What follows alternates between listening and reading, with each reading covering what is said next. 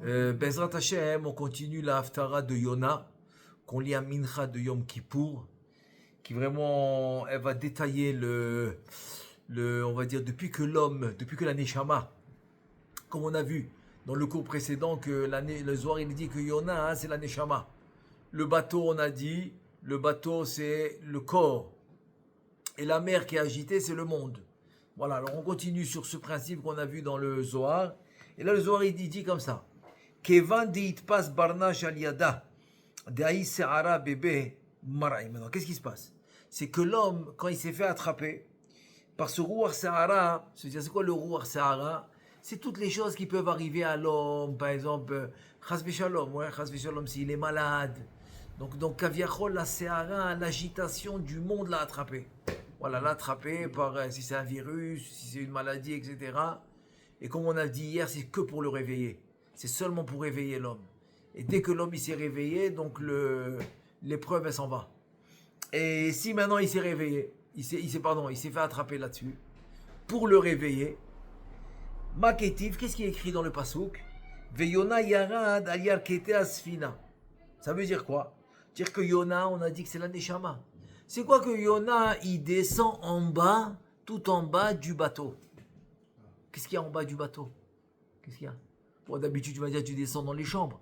Mais là, tu vois bien qu'il te dit en bas du bateau. Donc, il y a une précision qu'il est en train de nous dire dans le Zohar.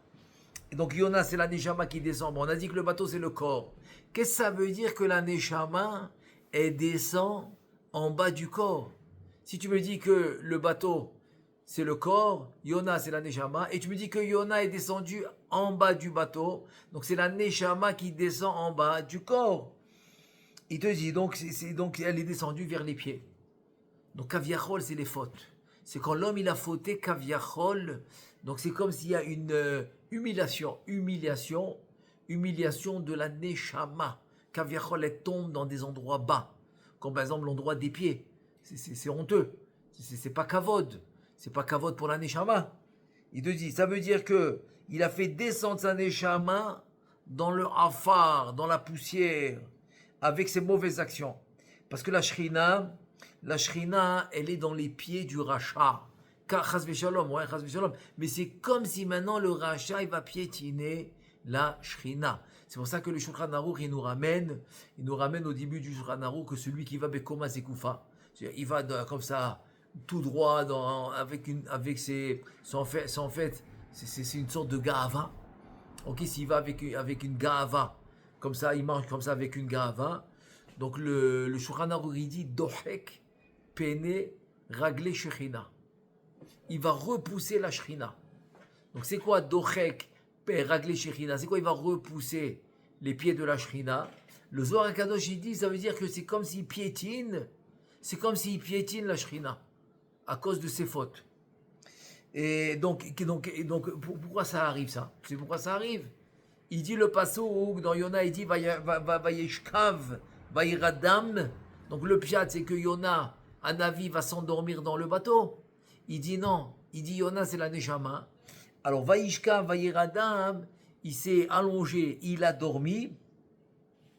Parce qu'il est dans les ta'avot de ce monde très profondément. C'est-à-dire, ici, dormir, c'est pas physique. C'est pas aller sur un lit, il dort physiquement, non. Il dort spirituellement. C'est qu'il est tellement enfoncé dans les désirs de ce monde qu'il s'endort spirituellement. Il te dit, Af algav des barnages bébé, maraï. Même que l'homme, chas v'shalom, il est malade à cause de ses fautes. Il te dit, Nishmata, Laït arat le'atava kamemare.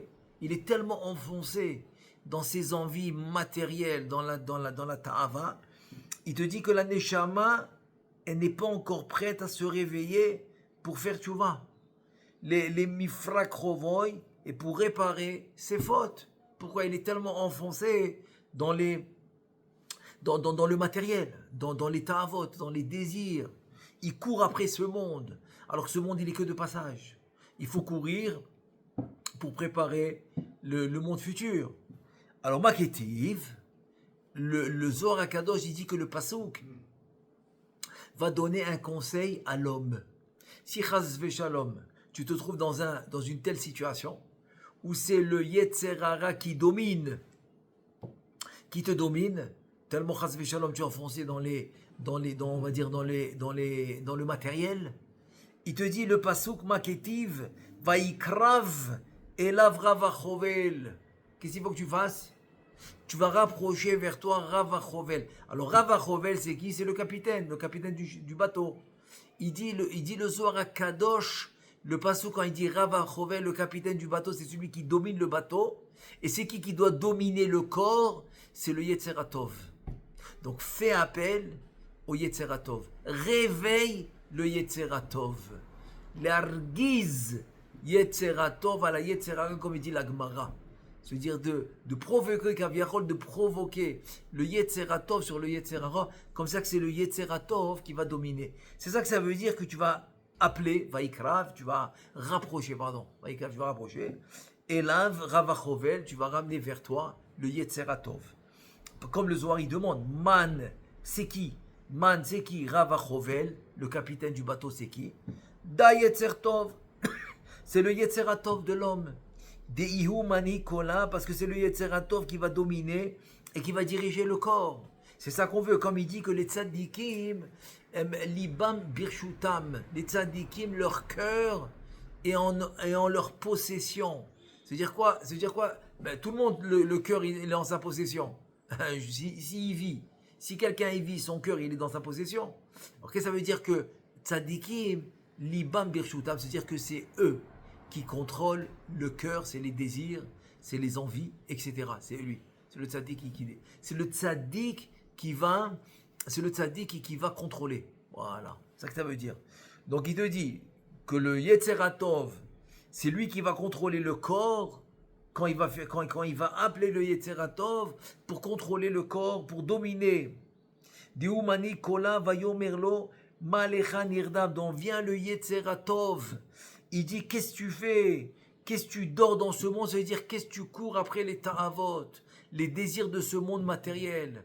Ça veut dire qu'en deux mots, il te dit, pourquoi tu dors? Ma lecha nirdam. Vayomerlo, ma lecha nirdam.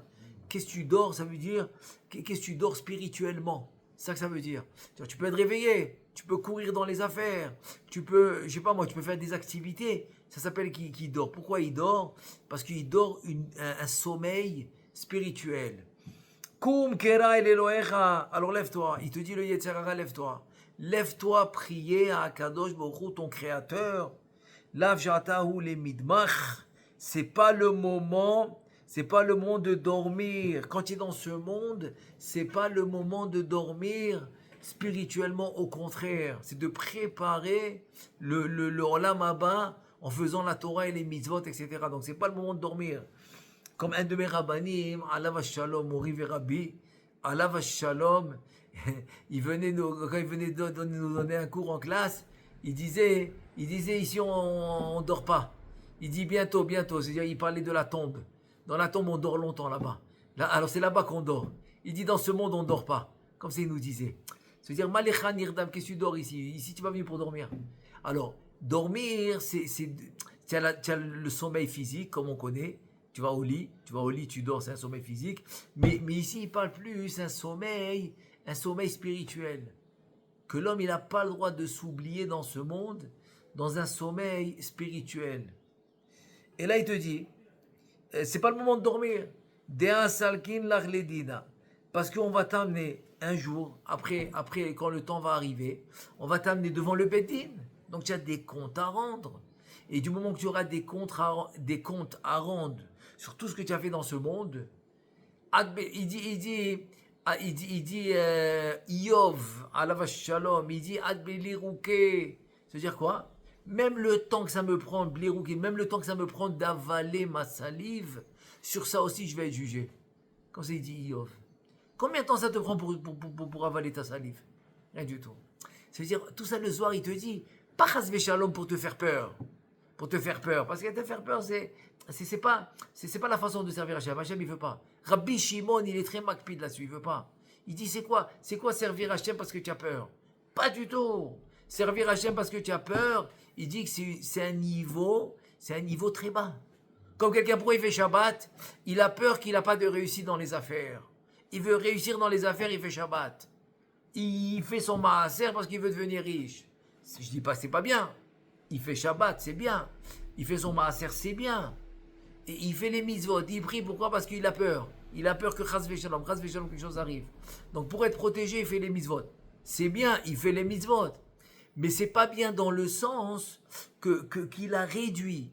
Il a réduit la grandeur des mitzvot et du Shabbat et de servir Hachem par une peur physique. Par une peur physique de ce monde. Alors que le but de la Torah et les mitzvot, c'est beaucoup plus haut. C'est beaucoup plus haut. Ça s'appelle Yirat HaRomemut. C'est que tu sers maintenant là, tu vois la grandeur d'Hachem. Hachem, il est tellement grand que c'est pas possible d'enfreindre sa volonté. Donc tu vas la faire parce qu'il est grand. Ça s'appelle Yirat HaRomemut. C'est ça qu'il faut faire. Tu comprends? Donc c'est pas une peur parce qu'il a peur de ne pas réussir. Pas du tout. Il le fait parce qu'il sert Hachem, Behemet. Avec vérité. Et donc, il se prépare spirituellement. Et alcool, et donc il va étudier avec tout ce qu'il a fait dans ce monde. Tout mechovar, il dit le Yetzeratov, fais tchouva de tes fautes, parce que tout va venir en compte. On va tout calculer, c'est-à-dire il va passer devant un bedin. Donc, Ezeu Chacham Arouet Tanolad. Donc, le Chacham, c'est quelqu'un qui voit le futur, dans le sens qu'il sait qu'un jour, il doit donner des comptes. Donc, autant investir dans le bon investissement. Dans le bon investissement. Quand tu investis dans le bon investissement, et que tu es droit, tu es honnête, tu fais tout Be'emouna, et tu travailles ce qu'il faut travailler pour gagner ta vie, etc. Mais ton Ikar, ton principal, c'est la Torah et les mitzvot, alors ça, tu es sûr que tu as la bracha. Tu es sûr que tu as la bracha. Quand la Gemara demande, il y avait les chassidim arishonim, elle raconte là-bas la Mishnah que les chassidim arishonim, ils se préparaient 1 heure avant la tfila, ils priaient pendant 1 heure, et après 1 heure pour revenir sur terre, pour aller au travail, pour s'occuper de leur corps, et pour s'occuper de la parnassa, etc. La Gemara dit, je ne comprends pas, ça veut dire que 3 heures à Shachrit, 3 heures à Mincha, 3 heures à Arvit, ça fait 9 heures par jour. S'il prie 9 heures par jour, qu'est-ce qui se passe avec le reste? Quand il va travailler, quand il va dormir, quand il va étudier, qu'est-ce qui se passe avec son étude? Qu'est-ce qui se passe avec sa parnasse à son travail? La Gemara répond un truc incroyable. Elle dit, Mitor Shem Chassidim, Avodatan Midbarechet. Parce qu'il est chassid, il a mis en priorité service d'Hachem, il a la bracha dans ce qu'il fait. Donc il va au magasin, il a le client, il n'a pas de problème, il gagne sa vie très bien. Il n'a pas besoin maintenant de travailler 20 heures, il a besoin de la bracha. Il a besoin du client qui vient acheter. Il y en a, ils vont travailler 20 heures. Ils auront des clients qui vont venir tellement ils ont fait de la publicité, ils ont fait beaucoup d'istadlout. Le client, il va venir, mais c'est pas obligé qu'il achète. Ou des fois, il veut acheter, après ça va mal, etc. Ça tourne pas bien des fois. Après, il faut lui rendre, il faudrait... Là, il te dit non. Il te dit non. Tu fais ce que tu fais, tu mets en priorité. Il te dit, tu me mets en priorité. Mets-moi en priorité et t'inquiète pas, je m'occupe de tout. Je m'occupe de ta réussite dans les affaires. Je m'occupe de ta réussite dans le limoud. Que tu puisses avoir la bracha dans le limoud et comprendre ce que tu étudies, te rappeler de ce que tu dis. Je m'occupe de tes enfants, je m'occupe de la réussite de tes enfants, je m'occupe de la réussite de ta maison, etc. Mais mets-moi en priorité, c'est tout ce qu'il demande Hachem. Mets-moi en priorité. Et ça c'est le Rav Achovel, c'est le Yetzeratov, qui dit Malecha Nirdam. Qu'est-ce que tu dors spirituellement? Tu n'as rien compris. Parce que toi, qu'est-ce que tu penses? Tu dis non, Keshe Efne Eshine, comme ça dit la Mishnah. Quand j'aurai le temps, je vais venir étudier. Keshe Efne, je vais me libérer, j'aurai du temps. Eshne, je vais venir étudier. Il dit non, Shema Lotipane, jamais tu auras le temps d'étudier. Il ne faut pas attendre que tu as le temps pour venir étudier. Il ne faut pas attendre d'avoir le temps pour aller prier. Non, l'heure de la tfila est venue, je vais prier. Mais je suis en pleine affaire. Il n'y a pas d'affaire. On quitte tout, on va faire la prière. Pourquoi? C'est la priorité. Tu dis à Kadosh Baruch Hu, si tu fais ça 1 fois, 2 fois, 3 fois, et tu me montres que ta priorité c'est quoi? C'est la Torah et les mitzvot, je te donne la bracha dans tout. Je te donne la bracha dans tout. Moi j'en connais un comme ça, il fait des cours le matin, et l'après-midi il a un business, donc il a un business, et donc Donc, il a quelques heures précises où il travaille, il ouvre, il ferme, il a un bureau. Mais le matin, par exemple, il répond à aucun appel. Quand tu l'appelles, tu tombes sur un répondeur, il dit de telle heure à telle heure, je ne peux pas répondre au téléphone. Vous me laissez un message, je vous rappelle aux heures de bureau. Je vais être au bureau de telle heure à telle heure, je vous rappelle. Et comme ça, toute la matinée, il ne regarde pas le téléphone. Il ne voit pas qui a appelé, qu'à la fin. Quand il a fini le CDR, il enseigne, il étudie, etc. Il fait sa matinée, ensuite il va au travail. Eh bien, je peux te dire que Baruch Hashem, il a une réussite incroyable. Et dans le limoud, que Baruch Hashem, il avance très bien, il s'élève, il arrive à enseigner, il étudie. Et dans le business, qu'il arrive à faire des affaires incroyables. Il fait des très belles affaires dans les quelques heures où il travaille. Ça, c'est un exemple modèle. Pour moi, c'est un modèle. C'est un modèle que quoi? Qu'il a mis en priorité Akadosh Baruch Hu. Akadosh Baruch Hu lui a dit, tu me mets en priorité, je m'occupe de toi. Istakal. Non, c'est quelqu'un que je connais. Non, c'est une vraie histoire, je te dis. C'est quelqu'un que je connais. Et quand maintenant je me rappelle une histoire que Rav Ovadia, Alav Shalom, Zecher Tzaddik Vekadosh Libracha, qu'il a raconté au nom de son maître. Son maître, il s'appelait Rav Ezra Atiyeh. Rav Ezra Atiyeh, c'était le maître de Rav Ovadia, c'était le maître de Rav Ben Zion Abba Shaul. C'était le maître de tous les Gdolim dans la génération qui est passée. C'était leur maître. C'est une neshama incroyable. Quand le Chazonish, il est venu à la yeshiva de Porat Yosef, il a rencontré le Rav Ezra Atiyeh, qui était le Rav de Rav Ovadia, le Rav de Rav. Il a dit, celui-là, il a une neshama des Rishonim, comme le Rashba. Il a nommé le Rashba. Comme le Rashba, autant des Rishonim. Il a dit, celui-là, une neshama spéciale. Il était très, très fort en limoud. Très, très fort dans le marsha, en limoud, dans la profondeur de la Gemara. Il étudie aussi la Kabbalah. Et lui, il raconte qu'en Syrie, si je ne me trompe pas,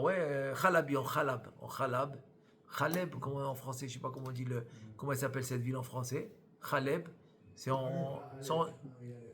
Aleb, elle s'appelle. Aleb, c'est en Syrie, oui. En Syrie, Aleb, c'est la ville. Il dit, il y avait là-bas un juif, Yereh Shamaim, et il avait une anaga, il allait le matin à la tfila, Baruch Hashem le matin tôt, honnête. Et donc après la tfila, il faisait son limoud. Et donc il faisait tout le Chok Israël, la Torah, les Nevim, Ktubim, la Mishnah, la Gemara, le Zohar, la Halacha et le Moussar. Il faisait tout ça. Il arrivait à la maison, donc il arrivait à 10h, 10h30, des fois 11h, il faisait son repas. Le repas du matin, jusqu'à 11h30, il ouvrait le magasin à midi. Voilà, c'était son CDR. Maintenant, la parnassa était un peu difficile. Donc là, sa femme lui a dit, écoute, peut-être reviens plus tôt de la synagogue et tu feras ton limoud le soir. Va ouvrir le magasin plus tôt. Dis, tu arrives à midi. Les affaires, ils sont faits. Les hommes d'affaires, ils vont très tôt. Ils vont tôt au travail et tout. Et lui a expliqué, écoute, je ne peux pas commencer ma journée sans étudier. Ça n'a rien à voir ce que je fais le matin. Je dois faire aussi le soir. Donc je veux garder mon CDR le matin. Et Bezrat Hashem, t'inquiète pas. Hachem, il va nous aider. Et donc je fais Aviagitabo Yomambala. Je vais étudier le matin et le soir. Et voilà que encore une semaine, 2 semaines, il passe. Et la parnassa est difficile. Difficilement, il arrive à lui donner de l'argent pour Shabbat, etc. Et là, elle continue. Elle lui dit. Et lui, Baruch Hashem, il était fort dans la Avodat Hashem, c'est-à-dire il mettait toujours Akadosh Baruch Hu en priorité. Et donc, il a tenu bon. Il n'a rien voulu savoir. Il faisait son limoud, son repas, son birkat Amazon Bekavana. Et comme d'habitude, il ouvrait à midi. Et voilà un jour, après, Baruch Hashem était très sérieux. Donc voilà un jour, il arrive. Comme son habitude, il arrive au magasin. Qui il trouve? Il trouve un arabe assis par terre en train de l'attendre. Il lui dit, c'est ça toi ce magasin? Il dit oui. Il dit, on m'a envoyé ici, est-ce qu'on peut parler à l'intérieur du magasin? Il n'y a pas de problème. Il ouvre son magasin, il le fait rentrer. Il regarde comme ça très bien avec un tarbouche, etc. Il lui dit, écoute, on m'a dit que tu es un homme de confiance, ok, parce que j'ai un diamant, une pierre très très précieuse, que je veux que tu me trouves un client. Il a dit très bien, il a dit montre-la moi, d'abord je vois si elle est vraie, comme ça je sais quel qui lui a amené. Très bien. Il enlève son tarbouche qui était en fait un tarbouche sur l'autre, il y avait plusieurs couches de tarbouche, et au milieu de toutes ces couches, il y avait la pierre précieuse. Et donc le juif, il prend la pierre, il examine, c'est un professionnel, et il dit, mais c'est une pierre qui vaut très cher, elle est authentique, et je pense que j'ai un client pour toi. Elle a dit, magnifique, très bien. L'arabe, il reprend sa pierre, il le remet à l'intérieur de ses tarbouches, de son chapeau, il le remet à l'intérieur, il remet son chapeau comme si de rien n'était, il lui dit, écoute, moi je suis à l'hôtel en face de ton magasin. Ok, parce qu'on m'a dit que tu étais un homme de confiance, j'ai fait exprès. J'ai pris l'hôtel en face, comme ça, j'attends que tu m'amènes le client. Donc l'arabe, il reprend sa pierre dans ce tarbouche, il va à son hôtel, le juif, il fait quelques appels, il parle à celui-là, il essaie de trouver le client. Et donc, finalement, jusqu'à la fin de la journée, il a eu le client potentiel. Mais bon, comme il était sérieux, qu'il avait son étude le soir, il a dit, ok, je vais lui parler demain à cet arabe. Je ne vais pas aller maintenant à l'hôtel pour le voir, j'attendrai demain. Quand je viens demain à midi, j'irai à l'hôtel pour lui dire que j'ai trouvé un client. Parce qu'il lui a dit quel hôtel il était, quelle chambre, etc. Et donc il rentre chez lui, il fait son étude. Le lendemain matin, comme d'habitude, son étude, son birkat Amazon, tout comme il faut. Il arrive à midi. Maintenant, il vient à l'hôtel. Il vient à l'hôtel pour voir cet arabe qui voulait vendre la pierre. Pour lui dire, j'ai trouvé un client. Comme ça, il va se faire une petite marche comme ça, un gain sympa. Et il voit une foule. Une foule à l'hôtel, qu'est-ce qui se passe? Une vente aux enchères. Vente aux enchères. Il s'approche et il demande à quelqu'un, mais c'est quoi ça? C'est quoi cette vente aux enchères? Il dit, il y avait un gars ici, une semaine, il n'a pas payé l'hôtel, et donc il est mort. Il est mort, soudainement. Crise cardiaque, il est mort. Et donc l'hôtel est en train de vendre toutes les affaires qu'il avait dans la chambre, et pour récupérer un peu de sous. Parce qu'une semaine il était là, il n'a pas payé. Donc ils sont en train de vendre toutes ses affaires, sa valise, ses habits, ses chaussures, tout ce qu'il avait. Sa montre, ils vendent tout. Et comme ça, il récupère de l'argent. Et qu'est-ce qu'il voit là-bas? Il voit le tarbouche. Il a compris que c'était celui-là qui est venu la veille, avec la pierre précieuse. Et il voit le tarbouche. Il dit, ça vaut le coup. Alors, personne, il avait pas encore vendu le tarbouche. Donc, il a dit, celui-là, je l'achète. Maintenant, le tarbouche, combien il vaut? Il vaut, je sais pas, on va dire à l'époque, 10 shekels, 5 shekels, 7 shekels, 8 shekels. Il y en a un qui dit 3 shekels, 4 shekels. Lui, il dit 10 shekels. Bon, 10 francs, quoi, 10 dirhams, je sais pas qu'est-ce qu'on a. Les gens, ils vont dire, mais il est fou celui-là. C'est pas le prix du tarbouche, il veut. Et là, qu'ils le prennent à 10, on s'en fout. On s'en fout. Il a dit, non, j'en ai besoin, il est bien celui-là et tout, je veux le tarbouche. En tout cas, il a gagné, il a acheté le tarbouche, il arrive à son magasin, il ouvre le magasin, il rentre à l'intérieur du magasin, il ferme le magasin, et il dit, il faut que je vérifie, est-ce que la pierre est encore là? On ne sait pas. Peut-être qu'il l'a enlevée, on ne sait pas. Et Baruch Hashem, il trouve la pierre. Il trouve la pierre. Du jour au lendemain, il est devenu très très riche. C'était une pierre à un prix colossal. Parce qu'il avait déjà le client. C'était déjà arrangé. Rien qu'il pensait que l'arabe était encore vivant, il allait lui arranger l'affaire. Mais là, il a commencé à faire des affaires, etc. Donc, il avait après des immeubles, il prenait les loyers, donc il pouvait s'asseoir étudier tranquillement. Donc, de la kvéout qu'il avait jusqu'à midi, elle a doublé la kvéout. Il pouvait étudier plus longtemps, il pouvait faire des cours, etc. Donc, comme c'est ça qu'il a raconté Rav Ezra Atiyeh. Rav Ezra Atiyeh, il a raconté cette histoire, et le Rav Ovadia, son élève, il a mis dans son livre, il s'appelle Anaf Etz Avot. Anaf Etz Avot, c'est le livre sur Pirkei Avot que Rav Ovadia Zatzal, Zecher Tzadik Libracha, il a écrit sur Pirkei Avot, il a amené cette histoire là-bas. C'est une vraie histoire. Ça veut dire quoi? Tu as mis Akadosh Baruch Hu en priorité. C'est lui ta priorité dans la vie. Akadosh Baruch Hu dit, je m'occupe de tout. Qu'est-ce que tu veux? Parnassa, je m'occupe. Briout, la santé, je m'occupe. Qu'est-ce que tu veux d'autre? Bezrat Hashem, les enfants, je m'en occupe. Shidduchim, je m'en occupe. Quoi d'autre? Il n'y a pas de problème. Mais mets-moi en priorité. Si tu ne me mets pas en priorité et tu me bloques, comment tu veux que je t'aide? C'est comme maintenant, quelqu'un il veut t'aider, mais tu lui fermes la porte. Alors qu'est-ce que tu veux faire? Tu comprends? Le fait de ne pas mettre Akadosh Baruch Hu en priorité et de mettre plus de Ishtadlout qu'il faut, c'est comme si tu fermes la porte. Tu dis non, c'est comme tu dis, moi je m'en occupe, c'est bien. C'est bien, je m'en occupe, pas de problème, je peux m'arranger. Tu veux dire, tu vas avec tes propres idées, etc. Non, Akadosh Baruch Hu dit, mets-moi en priorité. Et c'est ça l'histoire de Yona. Que quand la Neshama, elle se laisse aller avec le Yetzerara, donc c'est comme s'il piétine la Neshama.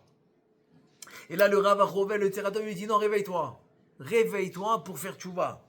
Et là, il te dit Istakal bemilin, ilen vetuv le marar. Donc regarde ces choses-là, c'est-à-dire tous ces mots-là du psukim, et fais tchouva. Et là, on va voir trois choses. Trois choses que les psukim dans l'Haftara de Yona. Et le Zohar, il va nous dire ces trois choses, ça fait partie de la tchouva. Ok? C'est quoi les trois choses qu'il y a dans le pasuk? Ma melartecha. Ça veut dire que quand Yona il leur dit, ben c'est à cause de moi ça. D'abord, pourquoi ils sont allés chez Yona? Ils lui ont dit, mais attends, mais qu'est-ce qui se passe dans le bateau? Pourquoi il est agité? Mais qu'est-ce qu'il attends, ça arrive que la mer est agitée. Qu'est-ce qu'ils lui veulent? Ils ont vu que quoi? Que tous les bateaux autour, ils allaient tranquillement sur la mer. C'était le seul bateau agité dans la mer. Il dit, c'est pas possible. Il regarde le bateau devant lui qui passe, il va tranquillement sur la mer, il n'est pas agité. Et le bateau où il y avait Yona, il est agité. Donc ils ont compris qu'il y a quelque chose. Donc quand ils sont arrivés à Yona, ils ont dit Malecha Nirdam, on passait le Yetzeratov, on a dit, etc. Et là ils ont compris que c'était lui. Et là qu'est-ce qu'ils disent? Ils disent Ma melartecha ou ma'asecha, dis-nous. Dis-nous. Alors d'abord je lis le pasouk, tout le pasouk. Il dit Vayomru, ils ont dit Vayomru elav, ils ont dit à Yona Agidana lanu ba'asher lemi hara'a azot lanu ma melartecha u'ma'in tavo ma artzecha ve'zeim amata. Et maintenant le Zohar il va expliquer que les questions qu'ils ont posées à Yona, en fait c'est les questions qu'on pose à la Neshama. Et c'est quoi? Il dit c'est trois choses. C'est quoi les trois choses? Ma melartecha u'ma'asecha, c'est quoi ton travail? C'est quoi ton travail et tes actions? De'at asak ba be'ay alma, c'est la question qu'on pose à la Neshama. C'est ramène-moi les actions que tu as fait dans ce monde. Vas-y, ramène-moi. Tu as étudié la Torah, tu as fait les mitzvot, tu as fait Gmilut Chasadim, ramène-moi. Ve'ode ala kame marach, pour faire le vidouille. Ça s'appelle vidouille. C'est ça ma melartecha. C'est-à-dire là on parle du vidouille.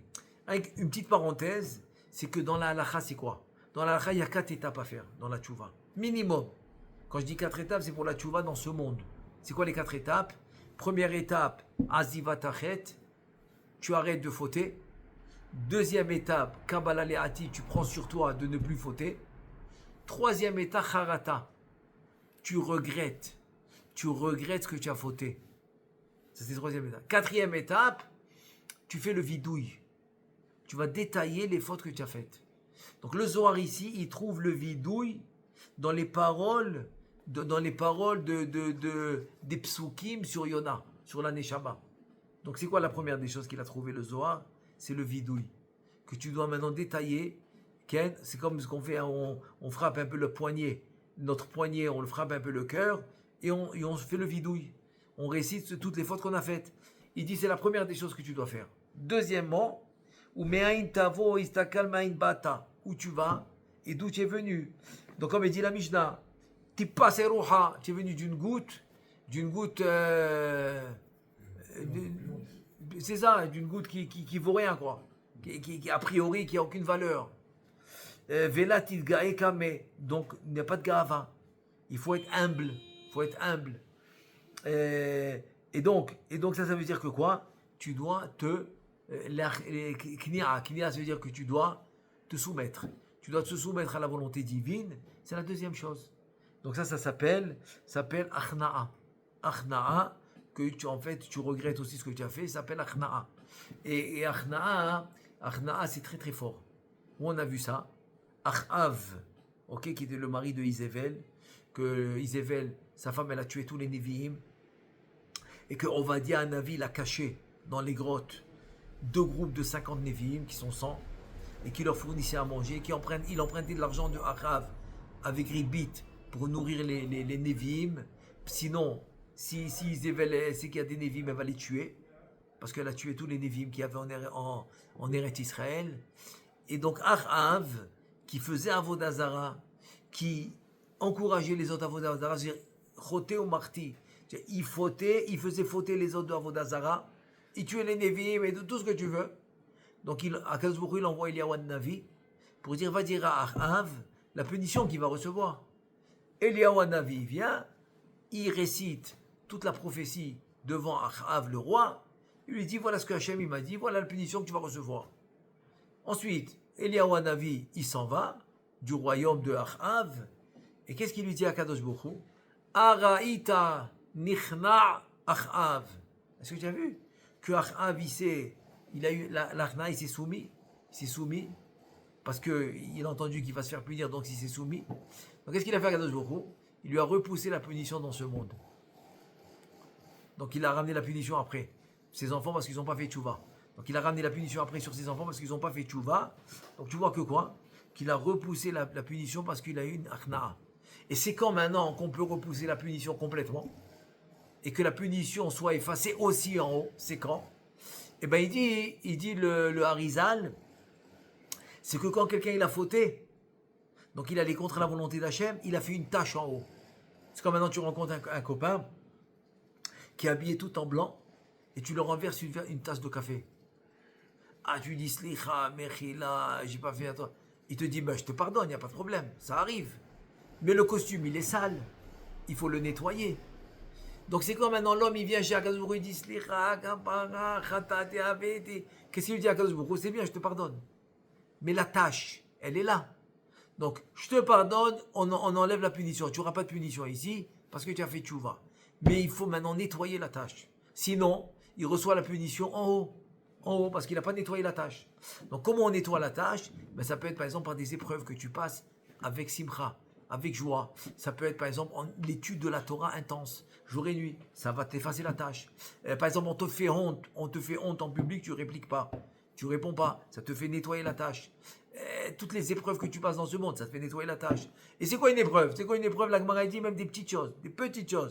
Tu as mis la main dans la poche pour donner par exemple un shekel à quelqu'un qui t'a demandé de l'argent.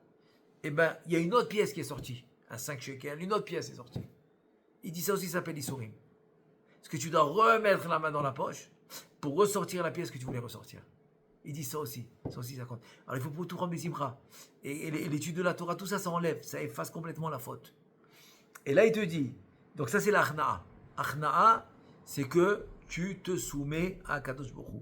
Troisièmement, dans le psukim, qu'est-ce qu'il dit? Ma'artzecha, il demande à Yona d'où tu viens. Istakal dea me'ar'a idbariat ou la artetouv. C'est quoi artzecha? C'est la terre. Eh bien rappelle-toi que tu es venu de la terre. Le corps de Adam Arishon a été fait de la terre. Kadosh Baruch Hu, il a ramassé toutes les parties de la terre et pour faire Adam Arishon. Comme ça, là où l'homme il va être, la terre va le recevoir. Après 120 ans, il pourra être enterré là où il va être. Donc la terre, elle pourra le recevoir. Donc, c'est pour ça qu'il est fait de la terre. Mais il dit, mais tu retournes à la terre. Tu es fait de la terre et tu retournes à la terre. Ça, c'est la troisième chose. Ve'emize amata, de quel peuple tu es? Ça veut dire istakal. Itlach zechu abahan veyagen alach. De quel peuple? Regarde si tu as des srout avot. Parce que le srout avot, il peut t'aider. Quand par exemple on voit dans la Gemara de Brachot qu'ils n'ont pas voulu nommer, Rabbi Akiva comme Nassi, quand ils voulaient enlever Rabban Gamliel, parce qu'ils ont dit que Rabbi Akiva n'a pas de srout avot. Moi je ne parle pas maintenant des avot qui sont Avraham, Israël et Yaakov. Ok, ça c'est. Mais je parle des avot comme le père, le grand-père, l'arrière-grand-père, parce que c'est Ben Gerim. Il a un fils de Gerim, donc ils n'ont pas voulu le nommer. Pourquoi? Peut-être Rabban Gamliel il va être Makpid. Donc ça va être, il y aura une répercussion sur Rabbi Akiva. Donc ils ont dit on ne peut pas le nommer, il n'a pas ce route à vote. Qui ils ont nommé? Rabbi Azar ben Azaria, qui était la 10e génération de Ezra Sofer, qui était Cohen. Donc lui il a ce route à vote. Alors il a été protégé, donc ils n'ont pas eu peur. Ils n'ont pas eu peur de lui qu'il a chasvé Shalom Aïnara. Ils n'ont pas eu peur. Donc c'est pour ça qu'ils l'ont nommé comme Nassi. Alors ça c'est le Zohar ici. Il dit par rapport à Srout Avot. Mais il faut savoir que la Achna'a, le fait de te soumettre, et si on te fait honte, tu ne répliques pas quand tu es humble, il faut savoir que c'est le plus fort. C'est le plus fort. Alors, tout ce que j'ai dit maintenant, au début, selon le Pshat, oui, qu'on doit faire les 4 étapes. Arrêter de fauter, prendre sur lui des nouvelles résolutions, ne pas fauter, regretter la faute, et faire le vidouille, détailler la faute, bapé, avec les mots. En disant khatati, aviti, pachati, tu détailles. Et donc ça c'est les 4 étapes. Toutes ces étapes-là, hein, c'est pour, comme on a dit, repousser la punition, comme on a dit. Mais en haut, il y a les tâches. Il te dit, si tu arrives à être humble vraiment étudier la Torah et faire Gmilut Rasadim, faire le Chesed et Tché'un vraiment, il n'y a pas plus fort que ça pour effacer.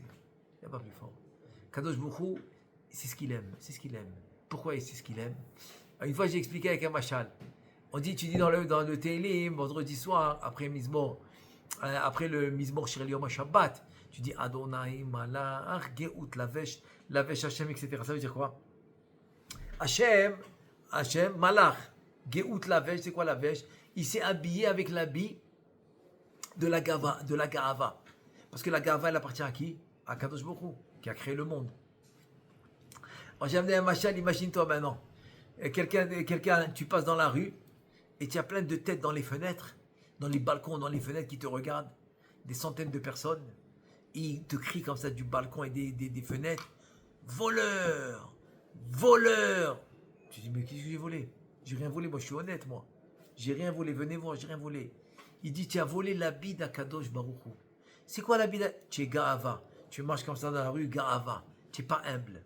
Et quelqu'un qui est Ga'ava, qui est orgueilleux, eh bien sache qu'il est en train de voler l'habit d'Akadosh Baruch Hu. Parce que cet habit, elle appartient à Akadosh Baruch Hu. Donc, si tu vas le contraire maintenant, ça